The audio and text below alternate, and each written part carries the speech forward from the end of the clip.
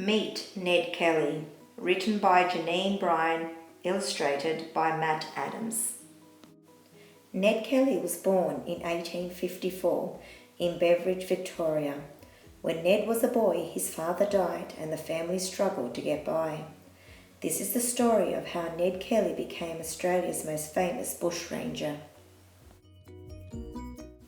Ned Kelly went to school for a year or two. He had books and friends and fun, but that all changed when his father died. He became a widow's son. The family was poor. They had to move to a farm that was nothing grand. Ned soon learnt that those in charge took all the good, rich land.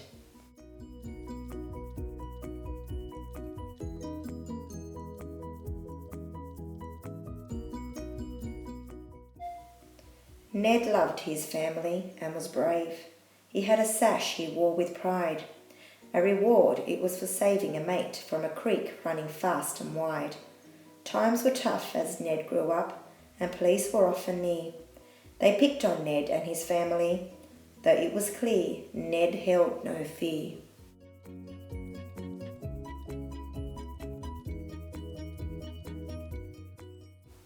Ned was fair, but had hit a man and helped an outlaw on the run.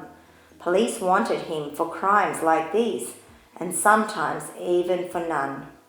Then Ned helped a stranger by swapping a horse. It was stolen, but Ned didn't know. Ned was arrested for having that horse, but the stranger was free to go. Ned was jailed for 3 years long. He was 19 when he got out. By then Ned's horses had all been sold. It was the police, Ned said. I've no doubt. This life is unfair, Ned cried when released. Police are drunk or they're greedy. There's no justice from landlords nor from the law to help out the poor or the needy. Ned saddled his horse and rode far away. Soon a policeman came after Ned's brother. But he hasn't been stealing, Ellen Kelly yelled. So the policeman arrested their mother. Ned's mother was jailed, her baby as well. Dan left and Ned hid to stay free.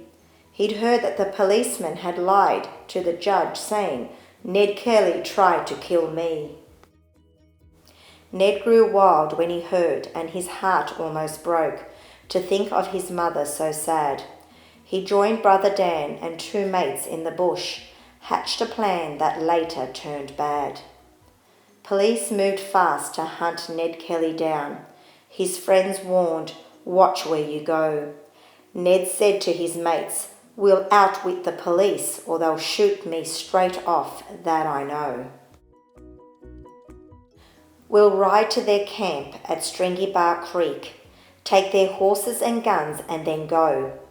But when Ned called, bail up, a policeman took aim, so Ned shot him in one single blow. 2 other policemen were killed in the battle. The gang were now outlaws in danger. Rewards were set up for their capture or death. Ned Kelly was now a bushranger. Ned and his gang robbed the bank at Aurora, though none of the men hurt the staff. A bank teller mentioned that Ned was polite, did horse riding tricks for a laugh. I've become a forced outlaw, Ned always said. I'll harm none that doesn't harm me. But I hate those who bully and who are unjust, and there are more around these parts who agree.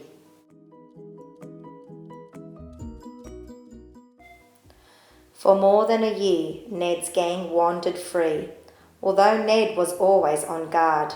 In a letter he said, us folk who are poor find colonial life very hard.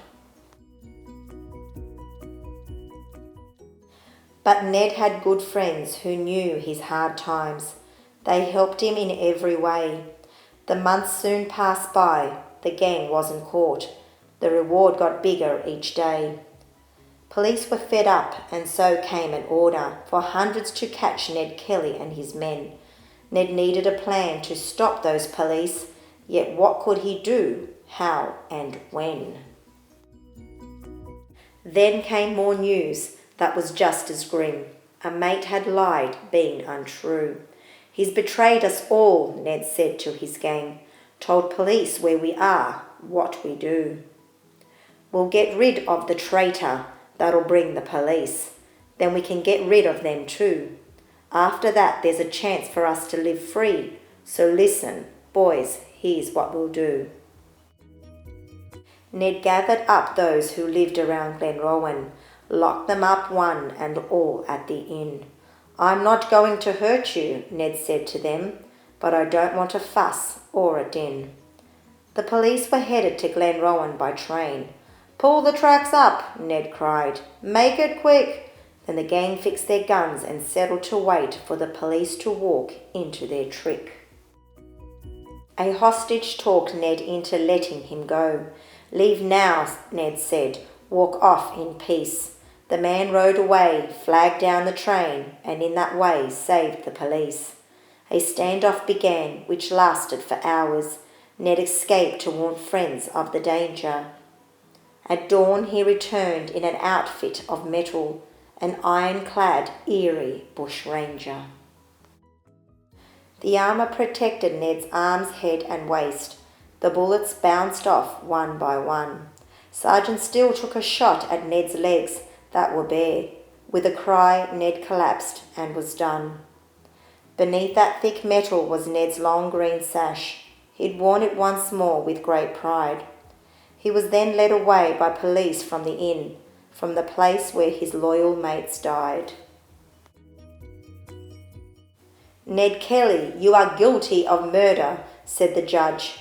Our Ned was but 25 years old. In the spring he was hung in the old Melbourne jail, but his story is still being told.